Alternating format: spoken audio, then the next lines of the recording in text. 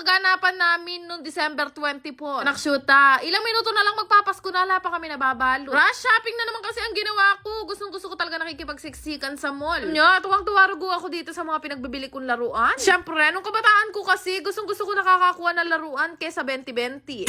Kaya lang, paglaruan yung nakukuha ko nun, nakasimangot rugoy nanay ko. O ngayon, tatanungin ko kayong mga kumare, bakit naman mo ayon yung nakukuha laruan? Kung nga sa mga laruan, namili din kami ng mga perfume ni Bebo na ipambibigay nga namin sa pamilya namin. Nuka, swelo da bulbol. Kung mapapansin nyo, pare-pareho lang yan ng scent o pare-pareho ng amoy, kaya hindi nila yan pwede sabay-sabay gamitin. Siguro nga, kaya hindi tayo masyadong excited ngayong Pasko dahil tayo na yung mga ninong at ninang. Itna na pagbabalot namin dalawa ni Bebo, may nga murit-murit na kami talaga. Diyos ko, buti na lang dumating sa Angeline mapagmahal. Aba, nagbabalot kami dito. Si tatay naman nagbabalot din ng ham para nga ipamimigay sa mga kababayan ko. Pero hindi ako tatakbo ng konsehal. Ilagay na lahat ng ham dito sa van. Nag-ayos na ulit kami dahil napakarami nga namin babalutin ng mga regalo pa. Noon, kung umabot ka rin hanggang dito sa video na to, basta nakapalo ka sa akin, meron din ako regalo sa'yo.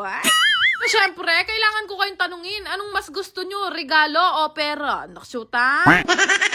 Yan lang naman, salamat! Meron ako nilalaro na ang pangalan nga ay Diamond Game. Sa kahit hindi pa kayo naglalaro, basta mag-register kayo, may ayuda kayo sa akin. Sobrang daling maglaro dito at ganyan talaga kalaki inaabot. Kaya naman yung link andyan sa may comment section.